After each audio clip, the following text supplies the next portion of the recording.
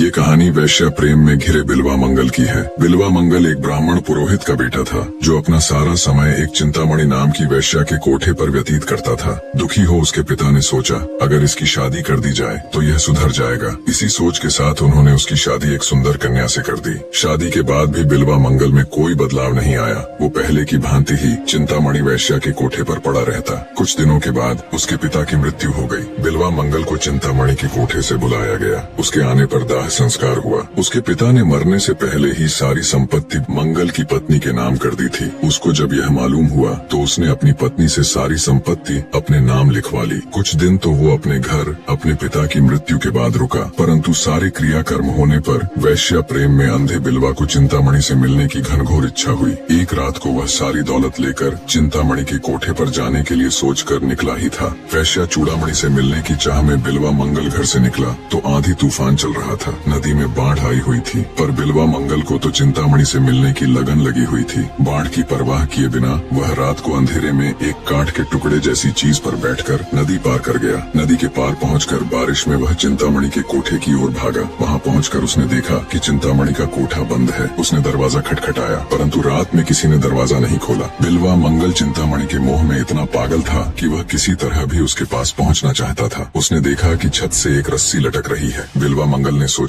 शायद चिंतामणि ने उसी के लिए यह रस्सी लटकवाई है। वह उस रस्सी से ऊपर चढ़ गया और ऊपर पहुंचकर उसने चिंतामणि को पुकारा। बिल्वा मंगल को अपने घर में देखकर वैश्या चूड़ामणि ने उससे पूछा वह इतनी भयानक रात में नदी कैसे पार करके आया है। तो उसने बताया कि वह एक काठ के तख्ते के सहारे आया है। और जब चूड़ामणि ने पूछा कि वह कोठे के अंदर कैसे आया है तो बिल्वा मंगल ने बताया कि वह रस्सी से ऊपर चढ़कर आया है। चूड़ामणि ने कहा कि उसने तो कोई रस्सी नहीं लटकाई है। तब वहाँ जाकर उसने देखा तो वहाँ एक सांप लटक रहा था। फिर जब नदी की ओर देखा तो वहाँ पाया कि स्त्री की लाश बह रही थी। उसी लाश पर बिल्वा मंगल चढ़कर आया था। चूड़ामणि ने यह सब दिखाकर बिल्वा मंगल से कहा देखो तुम पाप में कितने अंधे हो चुके हो कि पाप और मोह के कारण तुमको स्त्री की लाश लकड़ी दिखी और काला सांप एक रस्सी। अगर तुम इतना मोह मुझे छोड़कर उस मालिक में लगाओ तो तुम इस संसार रूपी नरक से पार उतर जाओगे। वैश्या चूड़ामणि की बातों का बिल्वा मंगल पर बहुत असर हुआ। उसने बुरे कर्मों को छोड़ने का निश्चय कर लिया, पर असली परीक्षा तो बिल्वा मंगल की अभी बाकी थी। वैश्या चूड़ामणि ने जब बिल्वा को परमात्मा से मोह करने की बात कही तो उसे भी एहसास हुआ कि वो खुद भी तो एक गंदे कीचड़ में धंसी हुई है। वेश्यावृत्ति करती है। चूड़ामणि ने अपना साज सामान इत्यादि फिकवा दिया और भगवान के भजन में लीन हो गई। इधर बिल्वा मंगल भी अब चूड़ामणि के द्वारा ज्ञान प्राप्त होने से भगवान के भजन में लीन हो गया। वो बांसुरी बजाता और भिक्षा लेकर अपना पेट भरता। उसी नगर में एक महादानी सेठ भी रहता था। उसका नियम था जो कोई उसके दर पर आता वह कभी भी उसे खाली हाथ नहीं लौटाता। एक दिन बिल्वा मंगल भी सेठ के द्वार पर भिक्षा लेने के लिए पहुंच गया। उस दिन सेठ जी की धर्मपत्नी दान देने के स्थान पर बैठी हुई थी। वह अत्यंत रूपवती थी। उसको देखकर बिल्वा मंगल का मन चलायमान हो गया। उस दिन तो बिल्वा मंगल भिक्षा लेकर वापस चला आया। दूसरे दिन बिल्वा मंगल फिर से भिक्षा लेने गया। उस दिन बिल्वा मंगल ने सेठ जी से कहा आप महादानी हैं, इसलिए मैं आपसे एक दान मांगना चाहता हूँ। सेठ जी ने बिल्वा मंगल से दान मांगने को कहा। उस पर बिल्वा मंगल ने सेठ जी से कहा कि वह एक रात उनकी धर्मपत्नी के साथ निवास करना चाहता है। बीवी के साथ एक रात बिताने की बात सुनकर भी सेठ ने बिना विचलित हुए बिल्वा मंगल को दूसरे दिन शाम को आने का निमंत्रण दे दिया। सेठ ने जब ये बात सेठानी को बताई तो वह अत्यंत घबरा गई। बोली आपने यह क्या कर डाला। सेठ जी ने उत्तर दिया कि वह इतनी छोटी सी बात के लिए अपना प्राण नहीं तोड़ना चाहता। दूसरे दिन शाम को जब बिल्वा के आने का समय हुआ तो सेठानी अत्यंत घबरा रही थी। सेठ जी ने उससे कहा कि अतिथि सेवा में कोई भेद नहीं आने पाए। तुम्हें उसकी एक पत्नी के रूप में सेवा करनी होगी। बिल्वा मंगल जब आया तो उनको स्नान कराया, नए वस्त्र पहनाए, चंदन लगाया और फूलों के हार पहनाए। उसके बाद उसको सेठानी ने भोजन कराया। भोजन करने के बाद जब बिल्वा मंगल सोने के स्थान पर जा बैठा तो उस समय सेठानी असमंजस में पड़ गई कि वह क्या सेवा करे। जब उसने बिल्वा मंगल से पूछा तो उसने सेठानी को 2 सुई लाने को कहा। सेठानी की समझ में न आया कि बिल्वा मंगल को सुई क्यों चाहिए, परंतु उसने अपने कर्तव्य अनुसार आज्ञा का पालन किया। बिल्वा मंगल ने पहले सेठानी को बहुत अच्छी तरह देखा, फिर दोनों सुइयों को अपनी आंखों में घुसेड़ लिया। ये विचित्र घटना देखकर सेठानी बहुत घबराई और उसने शोर मचाकर सेठ जी को बुला लिया। सेठ ने भी जब बिल्वा को देखा तो घबरा गया और उसने बिल्वा मंगल से आंखें फोड़ने का कारण पूछा। तब बिल्वा मंगल ने सेठ को अपनी पूरी जीवन कथा सुनाई। उसने कहा कि वह अपने नेत्रों के कारण रूप के मोह में फंसकर भगवान से दूर हो जाता था। ये उसके नेत्र ही थे जो उसको विषय वासना में फंसा देते और उसके विचारों को अच्छाई और उस परमात्मा से भटकाकर पाप के द्वार की ओर ले जाते। इसलिए उसने इस सारे फसाद की जड़ को ही काट डाला। इस घटना के बाद बिल्वा मंगल परमात्मा की भक्ति में लीन हो गए और पूर्ण संत बने, जिन्होंने अनेक प्रसिद्ध काव्यों की रचना भी की, जिन्हें हम सूरदास जी के नाम से जानते हैं, जो अपने समय के सर्वश्रेष्ठ कवि और परम ईश्वर भक्त थे। निष्कर्ष, सच्ची भक्ति और ईश्वर प्राप्ति का मार्ग हमारे आंतरिक मोह और वासनाओं के त्याग से होकर गुजरता है।